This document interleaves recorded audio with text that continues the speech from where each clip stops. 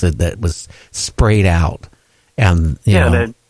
Right, that acid hits you in the skin. What does it do? It burns you. Yeah, it burns you. Same effect. So maybe that's the whole point. It's like they felt the burning sensation, and they just simply called it fire. Yeah, and go ahead, James. I was going to say there's insects even today that has that as a defense, and it will burn you. It will take the skin right off of you. I've seen it on a couple shows, and they don't even know why or where or how they've even evolved to even have that defense mechanism, because it's like an overkill for them to even have it, you know. And so yeah, who's to say that these dinosaurs don't have it? That's a very good plausible theory, you know. And also back in those days, they would find bones from T-Rexes and stuff and say those were dragons also. Yeah, but think of this, too. Who knows what other type of giant birds roamed the earth back in medieval days that could have maybe been spitting out the acid. So there you go. There is your, dragons right there. And the fact that he's talking about giant people, too.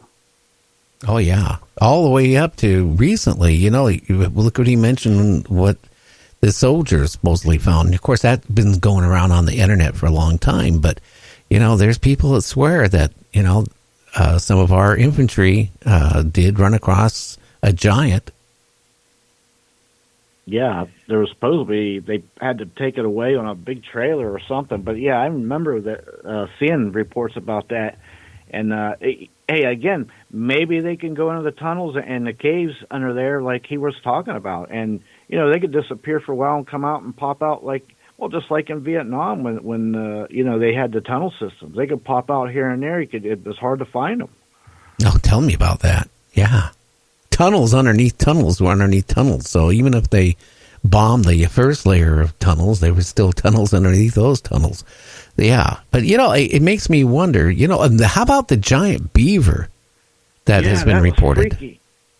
That was a new thing to me. I mean, I was listening to that 5-foot-tall giant beaver, right? Yeah. I got to tell you what, if that's a giant beaver at 5 foot tall, could you imagine the size of the teeth on that thing? That would be a very compatible foe to stand up against you. That would scare you. Well, I sure wouldn't want to get one pissed off at me, I tell you that, with those teeth and 5 foot tall or so. I mean, they could be in one of these horror movies. I'm surprised they haven't made Hollywood hasn't come out, or Japan at one point, right? Giant, what? Yeah, 5 foot tall, coming out of the riverbank, and a beaver and attacking the city. Well, they did giant spiders and giant whatever. There is a movie similar to that. It's called Burrowers that was kind of similar to that. I don't think it was a beaver, but it was something like that. But that's fascinating. They can just burrow these smooth tunnels up under places. I guess they do that instead of building giant dams. Yeah, and they can go for miles.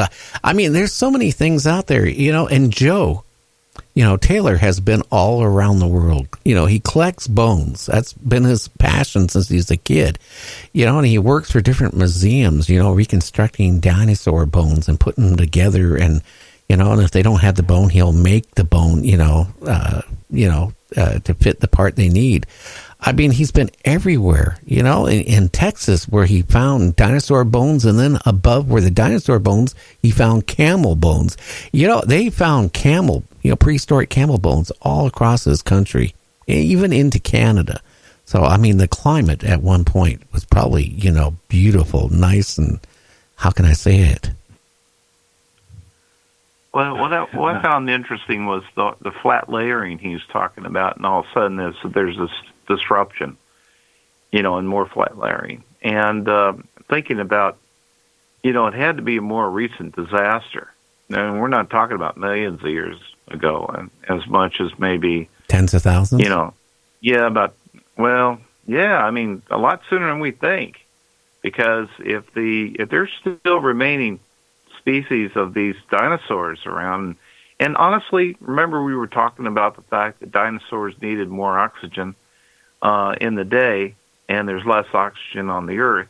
it only stands the reason that the same dinosaurs, if they still exist in these hidden areas as cryptids, because of less oxygen on the Earth, would normally start to evolve smaller, but still be the same type of species they were before, but smaller. Well, they could maybe change a little bit too from, a little bit. So, yeah.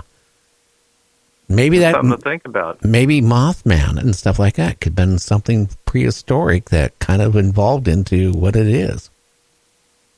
That's a good it point. Just Maybe you, where do these guys hide? I mean...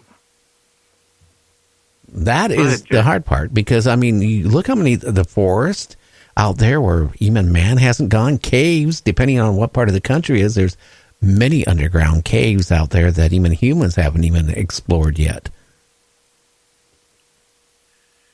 There's tunnels under Tacoma. You might know about those. Well, I know there was ones that they built and stuff years ago that they covered over. You remember the ones that had to do with the, I think the Chinese workforces that were here back in the earlier part of when they were building the... railroad? Yeah. So that was part of the history there. And there's a particular park that's named after that. And the tunnels tend to connect to these different parks, especially that one, and down to the Narrows.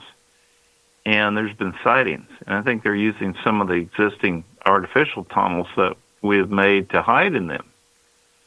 So, and I'm sure that we have plenty of tunnels all over the United States, even in New York. Think about it. I mean, that's the subject of horror movies sometimes when you think about the old subway systems and things like in New York and places that are currently abandoned. And then you find, I think I've even seen like people shooting videos of strange things running through the subway or peeking around the subway wall that look totally monstrous.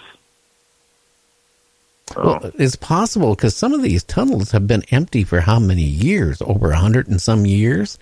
And there was a place, I'm trying to think, I think in Michigan, they had a tunnel where they were going to build for cars to go through. And then 3/4 of the way, they ran out of funds and they just quit.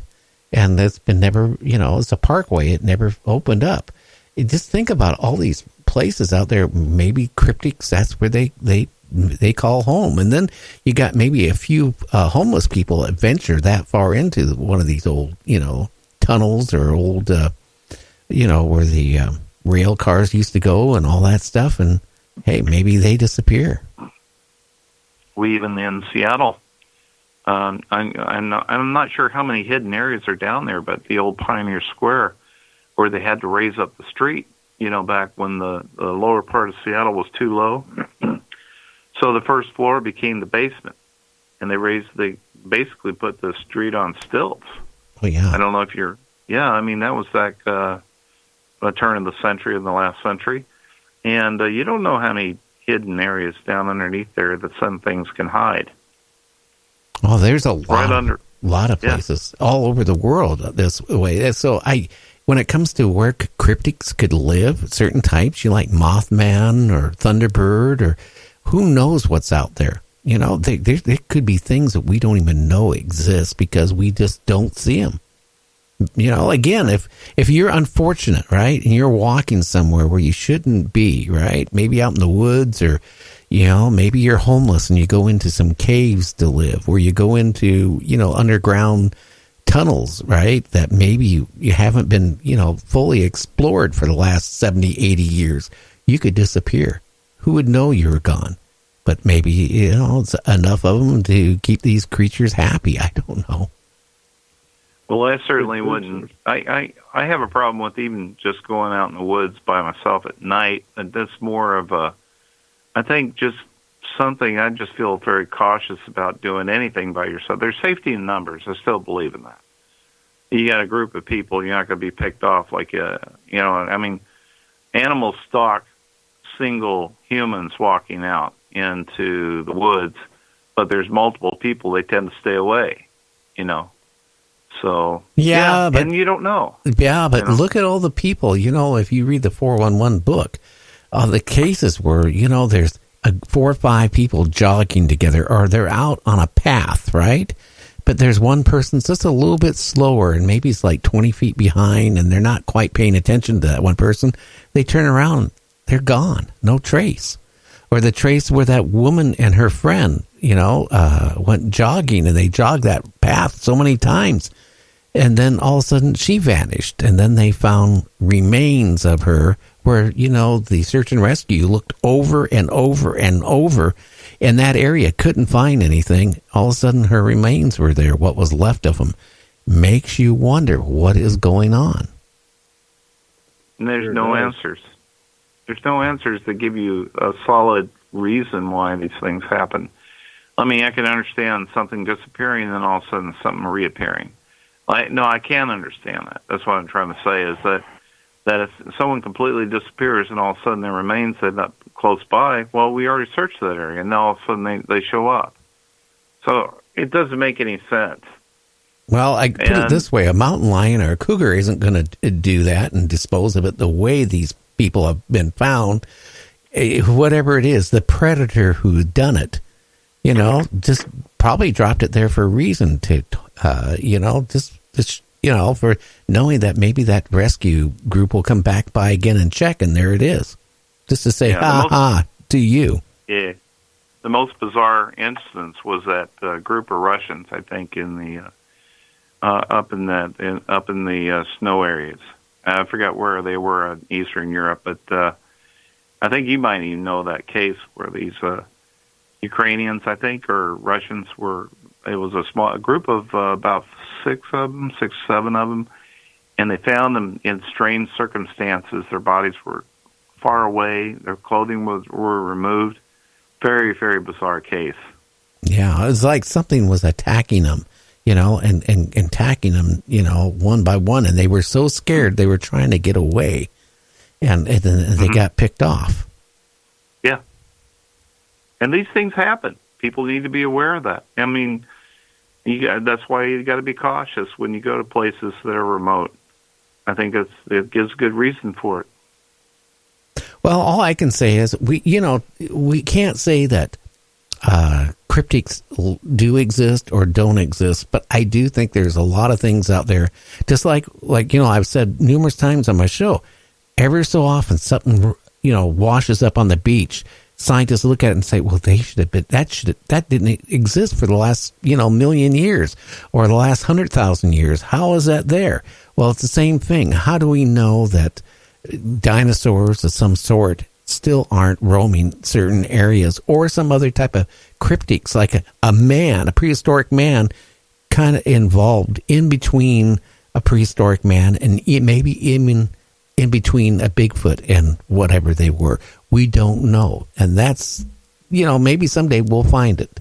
And, like I said, I really wish we could find some skeletons or remains. But it's funny, like he was mentioning, when they do find like giant bones or something, right? It doesn't take long.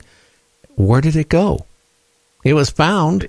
It now has vanished. Where did it end up at? Very conveniently, I might add. James, you got an idea on that? When it comes up missing, I think that powers that be, like Smithsonian and other maybe museums and institutes, they don't want the truth out, and I think they go out of their way to hide it. Just like Joe said, the tracks. They went in there and destroyed the track. The guy, he was there, he wouldn't look down at the track. It's like if they don't acknowledge it, they can't say it's true, or they try to cover their tracks and don't want to admit this stuff. But I don't know what their reason is behind that, but there's definitely something going on there for sure. Oh, look at what Joe said about the human footprints with the dinosaurs, in the rock. That this one park, they actually went and physically cut out, the human footprints. And when they were asked, well, we got them over there. Why would they remove them for people who wouldn't see it? They're trying to keep people from thinking, well, maybe humans didn't exist at the same time the dinosaurs did. I don't know, but our time is up. Isn't it go by fast? Yeah, absolutely. Yep. Okay, guys. Well, hey, till tomorrow. I hope you guys stay out of trouble. All right. Will see do. you later, Sam. Yeah, take care. Okay, take care, you guys take care. Bye-bye. So that just makes me wonder what is going on. Do you